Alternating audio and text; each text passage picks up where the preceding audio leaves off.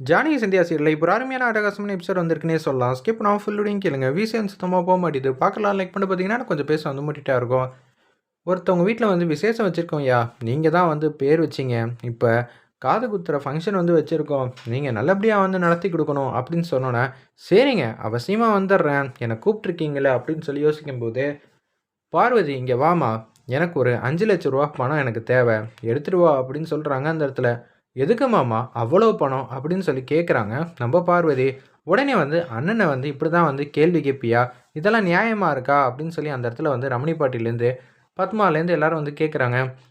இந்த வீட்டு நிர்வாகம் மாறிடுச்சு, தயவு செஞ்சு அதை ஒத்துக்கணும். இனிமேட்டு நான் வைக்கிறது தான் இங்கே எல்லாமே, எதுக்கு பணத்தை வந்து கொடுக்குறோன்னு நமக்கும் தெரியணும்ல அப்படின்னு சொல்லும்போது, இல்லைம்மா இப்போ விசேஷத்துக்கு வந்திருக்காங்கல்ல, அவங்களுக்கு பொண்ணுக்கு வந்து ஒரு 8 பவுன் 10 பவுனில் வந்து செயின் வாங்கணும், அதுக்காக தான் அப்படின்னு சொல்லி கேட்குறாங்க நம்ம ரகுராம்.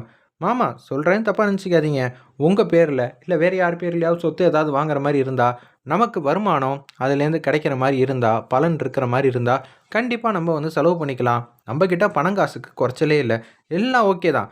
ஆனால் அதுக்குன்னு வரவங்க போகிறவங்களுக்கு எல்லாருக்கும் வந்து இது மாதிரி 5 லட்சம் 10 லட்சம்னு வந்து தூக்கி தூக்கி கொடுத்தா அப்புறம் எப்படி மாமா திருப்பி நமக்கு மொய் என்ன இவ்வளோவா வைக்க போகிறாங்க? நீங்கள் செய்கிறதெல்லாம் எவ்வளோ செய்கிறீங்க இந்த ஊருக்காக, ஆனால் வரது எதுவுமே இல்லை மாமா. நீங்கள் இருப்பை வந்து குறைச்சிக்கிட்டே இருக்கீங்க, இது சரிப்பட்டு வராது. அப்புறம் நம்ம காலத்துக்கு அப்புறம் பசங்கள்லாம் இருக்காங்க, அப்புறம் அவங்க பசங்கள்லாம் இருக்காங்களே, அவங்க எல்லாம் நல்லது கெட்டதெல்லாம் வந்து பார்க்க வேணாமா அப்படின்னு சொல்லி பார்வதி வந்து சொன்னோன்னே, சும்மா கையை மட்டும் கொடுத்துட்டு வாங்க அது போதும் அப்படின்னு சொல்லிடுறாங்க.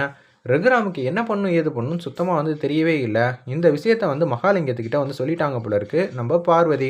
அவங்க வந்து பேசுகிறாங்க, ரகுராம் கிட்ட வந்து பணங்காசே இல்லாமல் தான் வந்துகிட்டு இருக்கானா, மிஞ்சி மிஞ்சி போனால் என்னத்தை கொடுப்பான், 5,000 ரூபா வந்து கொடுப்பாப்புல. நம்ம சமயம் வந்து கலாய்க்கிறதுக்கு இதுதான் சரியான சந்தர்ப்பம், உண்மையாக தான் சொல்கிறீங்களா அப்படின்னு சொல்லும்போது, பார்வதி கிட்ட இப்போ எல்லா பொறுப்பையும் கொடுத்தாச்சு. ஜானகி அம்மா கிட்ட பொறுப்பு இருந்த வரைக்கும் கேட்காமையே வந்து அள்ளி அள்ளி கொடுத்தாங்க. இப்போ அங்கே எதுவுமே இல்லாமல் தான் வந்து நிற்க போகிறாரு அப்படின்னு சொல்லி யோசிக்கும் போது, அப்படியே அந்த இடத்துக்கு வந்து ரகுராம் மட்டுக்கும் சோகமாக வந்து உட்காந்துட்டு இருக்காங்க. என்ன ரகுராம் தனியாக வந்து உட்காந்துட்டு இருக்க போல இருக்கே, இதுதானா சரியான சந்தர்ப்பம் அப்படின்னு சொல்லி ரகுராம் கிட்டே வந்து பேசுகிறாங்க. ஏதாவது மொய்யின்னு ஏதாவது ஒன்று செய்யணும், செஞ்சால் தானே குடும்பத்துக்கு கௌரவமாக இருக்கும்.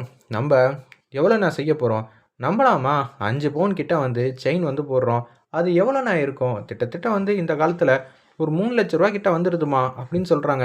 ஓ அவ்வளோ செலவு பண்ணுறோமா, ஓகே ஓகே. அப்போ நான் இன்னைக்கு இந்த 5 பவுன் போடுறது தானே அதிகபட்சமாக மொய் பணமாக இருக்க போகுது. ஆமாம்மா கண்டிப்பாம்மா, நம்ம குடும்ப கௌரவத்தை வந்து விட்டு கொடுக்க முடியாதுல்ல, நம்ம என்ன ரகுராம் மாதிரி கை வீசிட்டா வந்து வரப்போகிறோம் அப்படின்னு சொல்லும்போது, மாயா வந்து ரொம்ப சோகமாக இது எல்லாத்தையும் வந்து பார்த்துட்டு இருக்காங்க. மாயா வந்து என்னது பெரியப்பா வந்து பதிலடியே கொடுக்காம இருக்காங்கன்னு சொல்லி யோசிச்சுட்டே இருக்காங்க அந்த இடத்துல. அப்போன்னு பார்த்து ரகுராம் மாட்டுக்கு வந்து போகிறாங்க கை கொடுக்கறதுக்கு. எதுக்கு இவ்வளோ ஆர்வமாக வந்து போகிற, எனக்கு சுத்தமாக வந்து தெரியவே இல்லை அப்படின்னு சொல்லி அந்த இடத்துல பசுபதி வந்து நக்கலாக பேசும்போது, பேக்கெட்லேருந்து ஒரு டப்பா வந்து எடுக்கிறாங்க.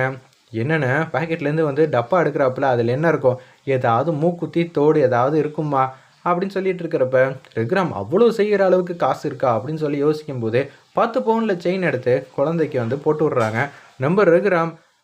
ஐயா இது வரைக்கும் செஞ்ச மொய்யிலேயே நீங்கள் தான் ஐயா அதிகமாக வந்து செஞ்சுருக்கீங்க, உங்களை அடிச்சிருக்க யாருமே இல்லையா, மேலிடம் தான்யா அப்படின்னு சொல்லி பெருந்தன்மையாக பேசும்போது, முதல்ல மொய் பணத்தில் நீங்கள் வந்து ஒருத்தவங்க அதிகமாக கொடுக்குறாங்க கம்மியாக கொடுக்குறாங்கலாம் இல்லை, எல்லாரும் வந்து அவங்கவுங்க சக்திக்கு ஏற்ற மாதிரி தான் செய்வாங்க.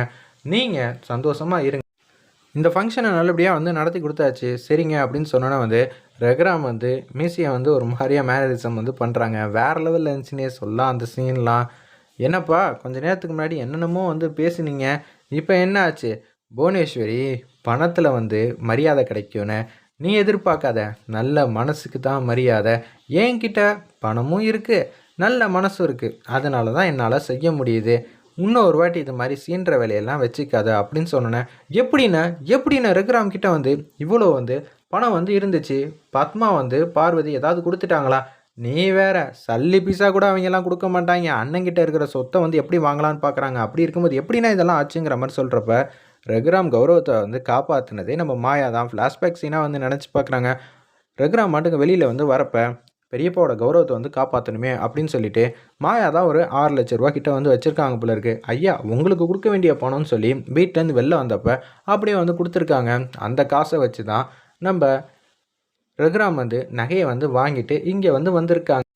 ஒரு பக்கம் நம்ம மாயா தான் உதவி பண்ணாங்கன்னு தெரியாமல் அப்படியே நின்றுட்டு இருக்காங்க. மாயா வந்து இங்கே வந்து நிற்கிறாங்க. என்னப்பா நீங்கள் எல்லாம் வந்து குட்டி கலாட்டா பண்ணுறதுக்கு நீங்கள் மோதுறது யார்கிட்ட தெரியுமா? ரகுராம் கிட்ட. அவர் வந்து பாறை மாதிரி. பார்த்துக்கங்க, தேவையில்லாமல் அவர்கிட்ட மோதி நீங்களே வந்து உங்கள் கௌரவத்தை வந்து வச்சுக்காதீங்க. அதெல்லாம் உங்களுக்கு கிடையாது. இருந்தாலும் சொல்ல வேண்டியது கடமை என்னோடது. எங்கள் பெரியப்பாக்கு எந்த விதத்துலையும் அசிங்கம் வர அளவுக்கு நான் நடந்துக்க விட மாட்டேன். நான் எப்போதும் அவர் கௌரவத்தை வந்து காப்பாற்றிடுவேன்.